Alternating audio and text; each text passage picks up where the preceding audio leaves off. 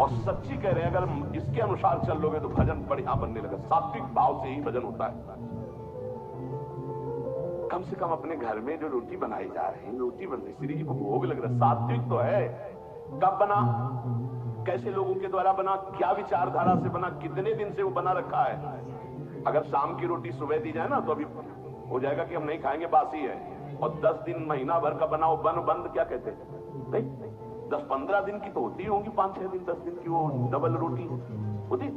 अब हमें तो ज्यादा कुछ पता नहीं, लेकिन होती होंगी क्योंकि दुकानों में बिकती है। अब ऐसा तो नहीं कि ताजी फैक्ट्री से निकल तुम्हारे सामने आ गई थाल में, ऐसा तो नहीं। उनमें तुम बासी नहीं देखते हो, उनमें तारीख भले देखते होगे कि एक्सपायर हो गई कि नहीं है?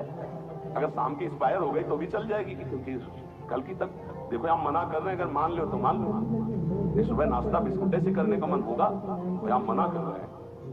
अपने घर की एक रोटी बना लो, हल्का सा नमक लगा के फिर खा लो तो कैसा रहेगा। उसके साथ आप नाश्ता कर लो, एक रोटी बना लो। ये डबल रोटी की क्या जरूरत है? डबल बुद्धि हो जाएगी, डबल रोटी में बुद्धि डबल हो जाएगी। बंद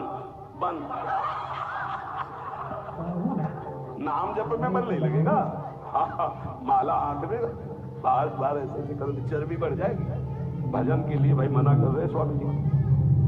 होटलों का भोजन बिस्कुट, डबल रोटी, बन, प्याज लहसुन से बना हुआ भोजन, फिर आगे तो बहुत ही निषिद्ध है जो अंडा मांस मदिरा आदि का सेवन करते हैं। ये जो लोग ऐसा भोजन करते हैं व्यर्थ में अपने को भजनानंदी और प्रभु प्रेमी बताते हैं। प्रभु प्रेमी कहकर अपने स्वधर्म का अपमान मत करो, अपने धर्म का तिरस्कार मत करो। ऐसा भोजन पाने वाला कभी भजनानंदी नहीं हो सकता। ये महापुरुषों के वचन है। कैसे चित्त शुद्ध हो सकता है? नियमाकुल जिसने स्नान नहीं किया, जिसके वस्त्र पवित्र नहीं, उसके हाथ का बनाया हुआ भोजन पा रहे हो होटल में, तुम्हारा चित्त शुद्ध हो जाएगा। सात्विक आहार का सेवन करने वाला ही, सात्विक वृत्ति वाला ही आगे भजन में बढ़ता है। जो राजसिक तामसिक भाव वाले पुरुषों के द्वारा बना बनाया भोजन स्पर्श कर लिया जाए तो उसमें रजोगुण तमोगुण आ जाता है। फिर जिनको पवित्रता का ज्ञान नहीं, होटल में खड़े वो नहाए हैं कि नहीं नहाए, वस्त्र कैसे हैं, उनका विचार कैसा है, वो शौचालय जाके कितनी पवित्रता करते हैं, और दाल रोटी बना करके वो दे रहे हो आप उसी कुर्सी में। वही मांसाहारी पा गया है, वही तुम पा रहे हो, वही मांस बना है, वही तुम्हारा भोजन बना है, दाल रोटी फ्राई। अब उसके बाद जो तुम्हारे दिमाग की फ्राई होगी उसको कौन बचाएगा? रजोगुण तमोगुण जो तुम्हारे अंदर छाएगा। इसीलिए भजन की सिद्धि कहां जागृत हो रही? दम्भ जरूर जागृत हो जाएगा, नाटक जरूर कर लोगे, लेकिन वास्तविक स्थिति थोड़ी आएगी। भगवत भजन के लिए तामसिक मलिन अपवित्र पदार्थ का सेवन दूर से ही त्याग दे। कई बार हमने प्रार्थना की कि प्याज लहसुन में कोई दोष नहीं, जहां आलू प्रकट होती है वहीं वो प्रकट होता है। उससे तमोगुण की वृद्धि बढ़ती, इसलिए हमारे संतों ने रोक दिया है। वो कोई हिंसा नहीं है, किसी जीव की तो हिंसा नहीं है। जैसे हमारे लिए आलू है, शकरकंद है, मूली है, इनके लिए खाने का आदेश है। कहीं कहीं गाजर निषेध, कहीं कहीं गाजर लेते भी है। अब ये जो प्याज लहसुन है केवल तमोगुण के कारण निषेध। तमोगुण आ जाने पर निदालस प्रमादोत्तम वो भजन में नहीं लग पाए। तो भजन विरोधी वृत्ति का हम त्याग करते, इसलिए हम उस तमोगुण भोजन का त्याग करते। उपासक को भोजन पर विशेष सावधानी। एक काहे को ये सब 20-30 मिनट का खेल है, भूख लगी है और ये 2 अंगुल की जबान में केवल वो मिनट भर वो जो घुमाया, बस उसी का स्वाद है। गले के नीचे गया और फिर तुरंत उगल दे तो देखने लायक नहीं। बढ़िया जूस पियो, अंगूर अनार और मौसमी और सेव का, 2-4 घंटे में बदबूदार लोग शंका बना के फेंक दिया। ये मशीन ऐसी गंदी है, केवल भजन बन जाए इसलिए। ये जो चाट चटोरापन है ना, कैसे भजन होगा भाई बताओ? स्वाद तो तुम ले रहे हो गोलगप्पा का, पानी पूरी कैसे, क्या उसमें वो जब हाथ से घोर रहा था तो सैनिटाइजर लगा थोड़ी धोया था कि उसको पवित्र किया? क्या क्या कैसे कैसे वो पदार्थ बने, कैसे वो सामग्री बनी? तुम नाम जापो, भगवत प्राप्ति करना चाहते हो, दुकानों की बनी बनाई चीजें तुम खाकर भजन करना चाहते हो। चाहे कोई कितना परिपक्व अवस्था को प्राप्त हो, अशुद्ध भोजन होने पर भजन खींचना पड़ता है, और शुद्ध भजन होने पर भजन ईश्वरी जैसे होता है। इसलिए वो अनुभव करके, सिद्ध पुरुष ही अनुभव करके लिखते, साधकों के अनुभव थोड़ी होते हैं, सिद्धों के अनुभव है। तो हमें लगता है कि 2 मिनट की बातें, जबान के स्वाद की बात, भोजन को हमें सुधारना चाहिए। ये चीजें तो साधक को पानी ही नहीं चाहिए। देखो बहुत बढ़िया बात है, जाओ घर, एक परेठा बनाओ, नमक लगाओ, श्री जी को ऐसे अर्पित करो, बाल भोग आपका बड़े हो गए। बढ़िया रोटी बना लो, दाल बना लो, सब्जी बना लो, प्रभु को भोग लगाओ, तो उदर पोषण, सात्विक वृत्ति, भजनानंदी आपका स्वभाव बने। हम भजन करने वालों के लिए कह रहे कि प्रायः जितना सावधान रहोगे भोजन में उतना अच्छा रहेगा। भगवत भजन के लिए आपके शरीर और वस्त्र दोनों शुद्ध होने चाहिए। पवित्रता का निर्वाह करना ही होता है। आजकल तो बाथरूम के उतने वस्त्र धारण करो, शौच में जितने, या तो एक ऊनी हो तो वो चल जाएगा, वो वहीं रखा रहता है, उसको धारण किया, शौच आदमी गए, उसको उतार के रख दिया, पवित्र हुए, फिर वस्त्र धारण किए। अगर सूती वस्त्र आप पहन करके जाते हैं और वो कमर के निचले, तो वो धोना पड़ेगा। जैसे बार बार जाना हो तो उनको ऊपर समेट लिया, क्लिप लगा ली। पवित्रता का व्यवहार करें। अगर आपका शरीर अपवित्र, आपके वस्त्र अपवित्र, आपका भोजन अपवित्र, तो परम पवित्र पुण्य श्लोक भगवान का नाम जप करो, भगवान का नाम कीर्तन कर पाओगे, तभी भाव नहीं आएगा।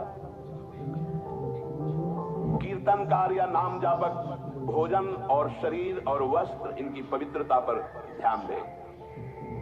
आजकल महामहिम श्री सूरदास, तुलसीदास जी, मीरा जी,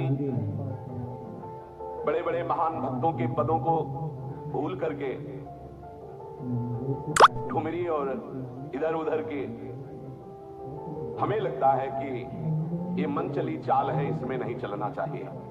महापुरुष क्या सूरदास जी, तुलसीदास जी, मीरा जी, कबीर साहब, दादू जी, नरसिंह स्वामी, हरिदास जी, हरिवंश महाप्रभु, तुकाराम, नंददास, नारायण स्वामी, ललित किशोरी, इन महापुरुषों के पदों को गा करके तुम्हारे भाव नहीं बन सकते क्या?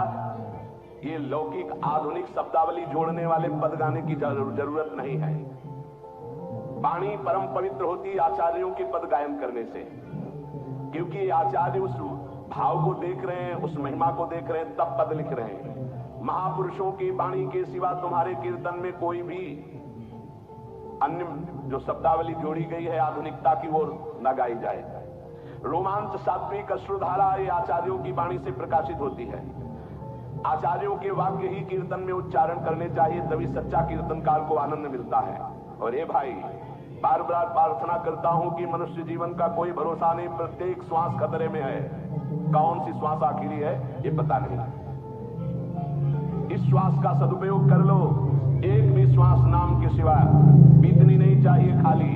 सांस सांस पर कृष्ण भज, वृथा सांस मत खोए, ना जाने या श्वास को आवन हो न हो।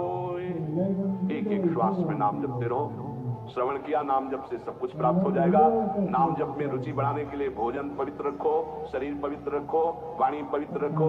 जो वाणी से अश्लील शब्द बोलेंगे, नाम भगवान कैसे वाणी में चलेंगे, कैसे जिह्वा में चलेंगे? इसलिए सावधान होकर जीवन की एक एक श्वास को सार्थक करो। शेष चर्चा के श्री राधा वल्लभ लाल।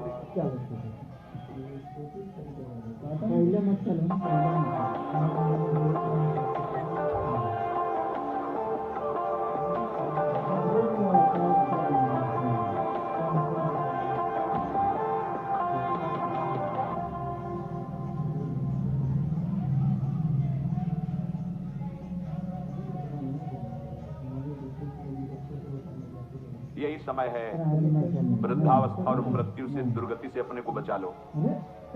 बढ़िया समय। जरा मरण मोक्षाय, हमारे ऊपर वृद्धावस्था का प्रभाव ना पड़े। बोले हमने तो बड़े बड़े भजनानंदियों के शरीर को वृद्ध होते देखा है, तो शरीर को बोल रहे क्या? वो अपने पे बोल रहे। इस शरीर की वृद्धावस्था का प्रभाव हमारे ऊपर न पड़े, इस शरीर की मृत्यु अवस्था का प्रभाव हमारे ऊपर न पड़े। हम सीधे देहाभिमानी, तो हमारे से तात्पर्य शरीर में हो जाता है। हम स्वरूप की बात करते हैं, शास्त्र स्वरूप की तरफ इंगित करते हैं। जो मनुष्य मेरा आश्रय लेकर के मेरी प्राप्ति के लिए बताए गए सिद्धांतों के अनुसार प्रयत्न करता है, उसके उस प्रयत्न को देख करके हम उसको ब्रह्म स्थिति प्रदान करते हैं। प्रयत्न से नहीं मिला, पर प्रयास देखकर। जैसे